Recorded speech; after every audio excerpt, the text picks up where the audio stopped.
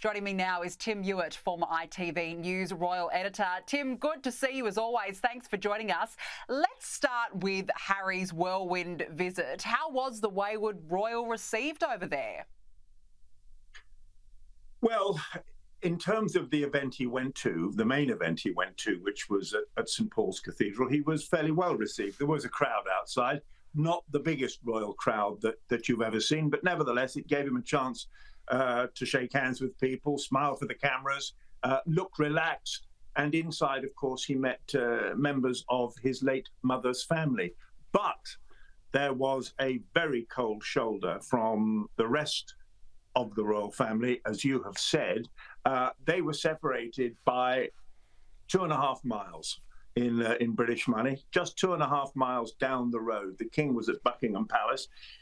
It was said by Harry, I have to add, it was Harry who made the statement that the king was too busy to see him.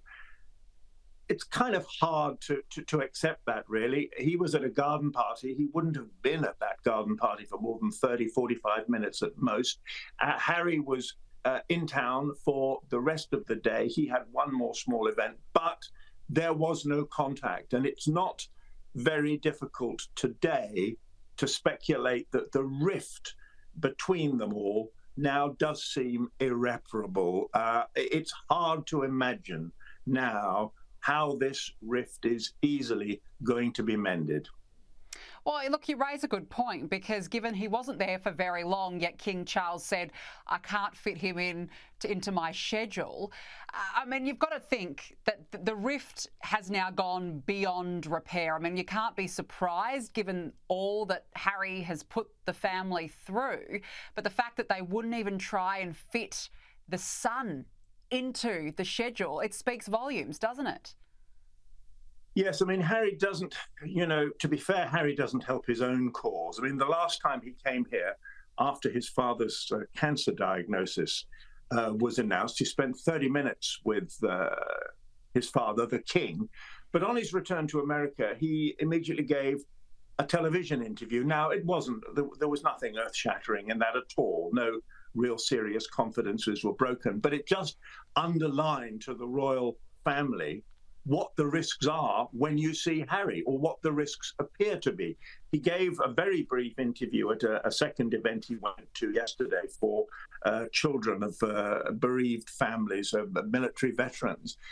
And he said nothing controversial at all. But, he still was talking on camera, and that frightens the royal family. And I think the other point to remember in this, Danica, is, that the king is undergoing fairly intensive cancer treatment. Now, I know he's been seen out and about in public now, but nevertheless, there is a strong suggestion that his medical advisors might very well have said to him, look, you need to keep stress to an absolute minimum.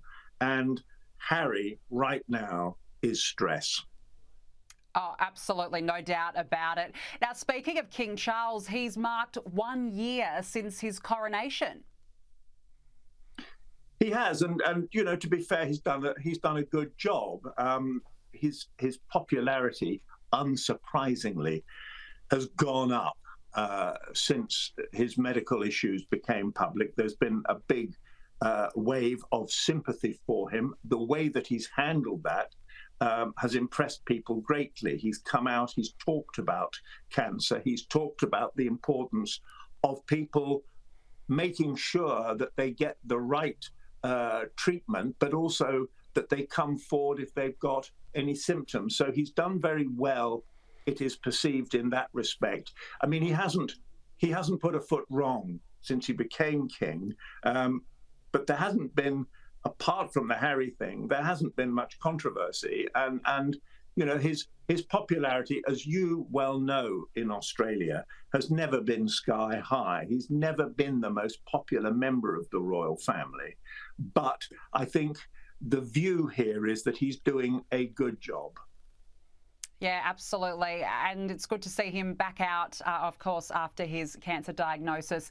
Tim Ewart, we'll leave it there. Really appreciate you joining us tonight. Thanks for your company.